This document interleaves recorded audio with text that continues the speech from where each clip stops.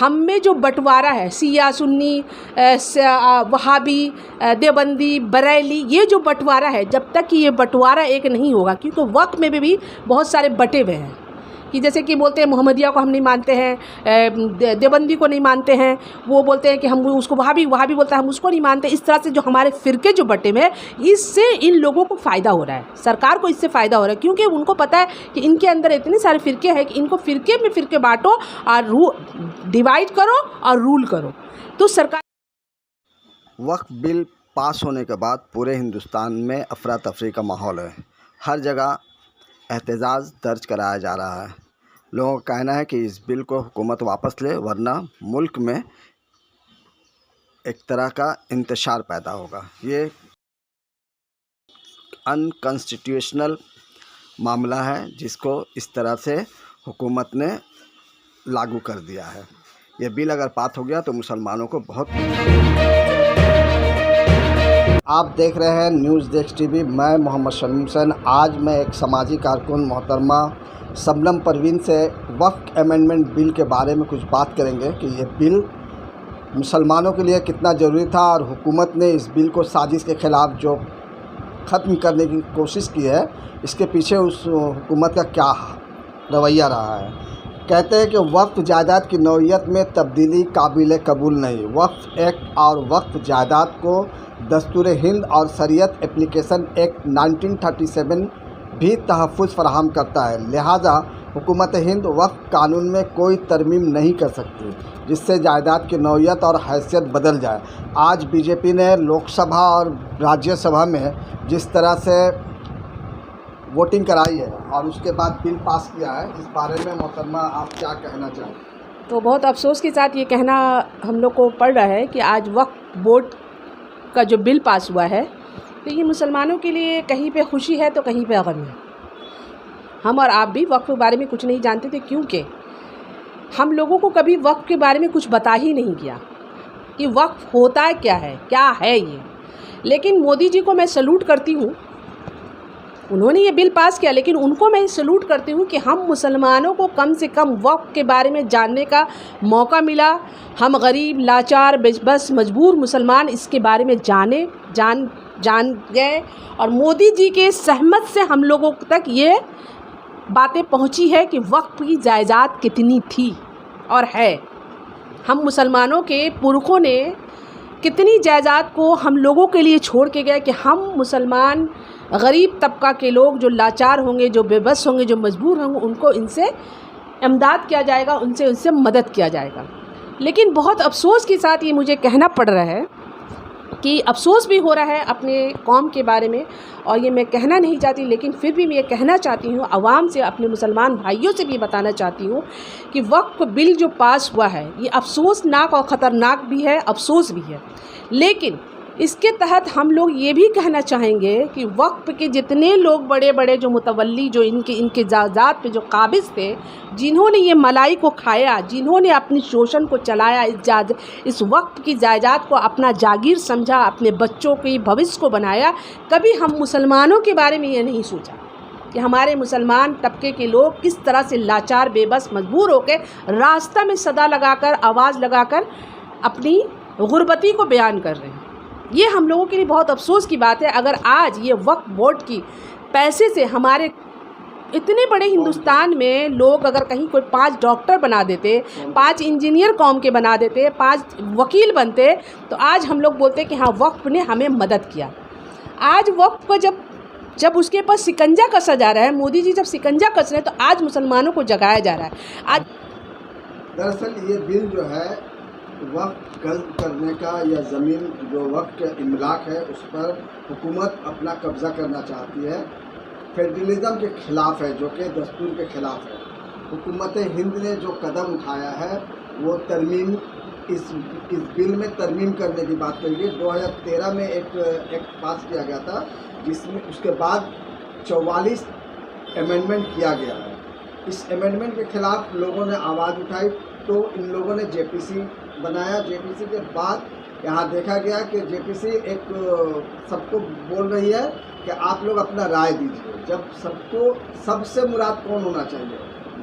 जो हमारे दानिश्वरान हैं, जो हमारे वकला हैं, ये इन लोगों को जो वक्त के बारे में जानते हैं, जो मुफ्ती हैं, जो आलिम दीन है, उन लोगों से राय ना लेकर ये आवाम में चली गई और आवाम से बात करने लगी और आवाम से कहने लगी कि आप इस बिल के बारे में क्या राय देते गए कि नहीं, ये हिमायत में राय देते गए, बिल के खिलाफ राय नहीं दी है, बल्कि यहाँ पे 80 और 20 की आबादी है, तो 80% ज़मीन जिनके पास है और 20% ज़मीन जिनके पास है, इन लोगों ने एक ऐसा फैसला किया जिससे हुकूमत ये बिल लाकर ये साबित करना चाहती है कि यहाँ पे हिटलर राज है, जबकि वक्फ कार जो है, ये हमारी ज़मीन है, ये हमारा घर है, हम अपना घर किसी को नहीं देना चाहते हैं, हम अपना घर को किसी के नाम कर दें, इसमें आपको बोलने का कोई राइट नहीं होता। राइट टू इक्वलिटी जो आती है दस्तूर में, इसका खंडन किया गया है, इसको गजब करके ये नया बिल पास किया गया है और ये बिल आने से हम जो मुसलमान हैं उनको बहुत नुकसान होगा, जाति तौर पर भी और गैर जाति तौर पर भी। इस बारे में आप क्या, जैसे कब्रिस्तान हुआ, मस्जिद हुए, मदारिस हुए, अब आगे का खेल क्या होगा ये अल्लाह ही बेहतर जानता है। इस बारे में आप क्या कहना चाहेंगे? देखिए, अगर आप इसको गहराई से सोचेंगे तो पहली बात तो आवाम को पता ही नहीं था वक्फ बिल होता क्या है और है क्या, वक्फ क्या है, ये तो कुल। लेकिन अब जैसे कि जब ये मामला चर्चा में आया, न्यूज़ में आया, चैनल में आया, लोग अखबारों के ज़रिए जब पढ़ने लगे, तब पता चला कि वक्फ का मतलब ये है कि जो हम लोग जो अपना जो जायदाद जो वक्फ करते हैं, अल्लाह के नाम से वक्फ कर दिए, वो जो जायदाद का जो आमदनी होगा, जो उसका सोर्स ऑफ इनकम होगा, वो गरीबों मिस्किनों में और मजबूर लाचारों में उसको ताउन किया जाएगा। लेकिन ये ना हो के जो लोग इस पर जैसे कि मुतवल्ली हैं, जो इनके ऊपर काबिज़ थे, जो उनके कब्ज़े में सब था, वो लोग ही इसके ऊपर काबिज़ होकर बैठ गए। जैसे कि अब हम लोग को पता चलता है कि कुछ ऐसी ज़मीनें हैं जो बिक गई है, कुछ ऐसी ज़मीनें जिसमें अपार्टमेंट बन गया वो बिक गया है, किसी में फैक्ट्री बन गया वो भी बिक गया, मुसलमानों को ख़बर नहीं है।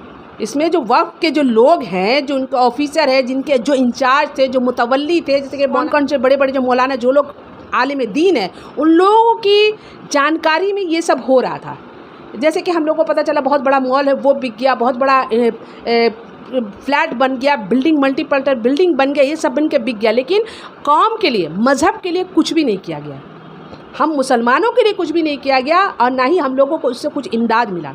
बीजेपी के लीडरान कहते हैं कि ये बिल आने से मुसलमानों को बहुत फ़ायदा होगा, मुस्लिम्स को फ़ायदा होगा। अगर मुस्लिम को बहुत फ़ायदा होगा, ये हुकूमत मानती है, तो हुकूमत ने जब बजट पास किया तो माइनॉरिटी को उस बजट में जो पैसा पहले मिलता था उससे भी घटा दिया गया।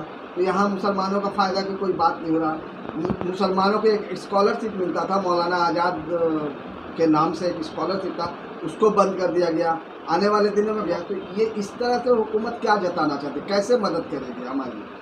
देखिए, हुकूमत मुझे तो नहीं लगता है कि मुसलमानों की मदद करेगी, क्योंकि सरकार ये चाहती।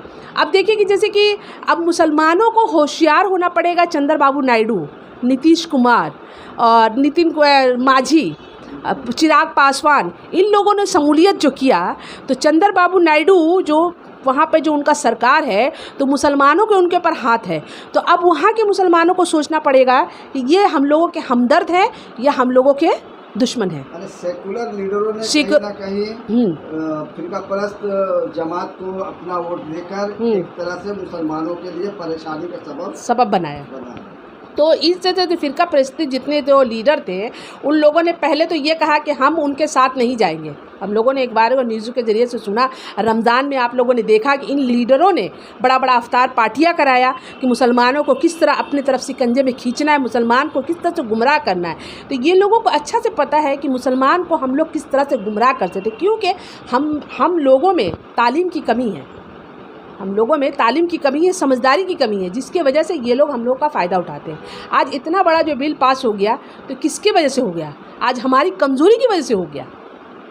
अगर हम मुल्क में मुसलमानों को अब मुत्तहिद हो जाना चाहिए, ना तो कोई फ़िरका ना कुछ, बल्कि एक होकर इस बिल के ख़िलाफ़ आना चाहिए। और एक ही रास्ता खुला है और वो है सुप्रीम कोर्ट। कोर्ट का दरवाज़ा अभी भी हमारे लिए खुला है। जैसे कि आप जानती हैं कि किसान आंदोलन जो हुआ, बिल पास हो गया था, लेकिन हुकूमत को घुटना टेकने पड़ा, वो बिल वापस लेना पड़ा।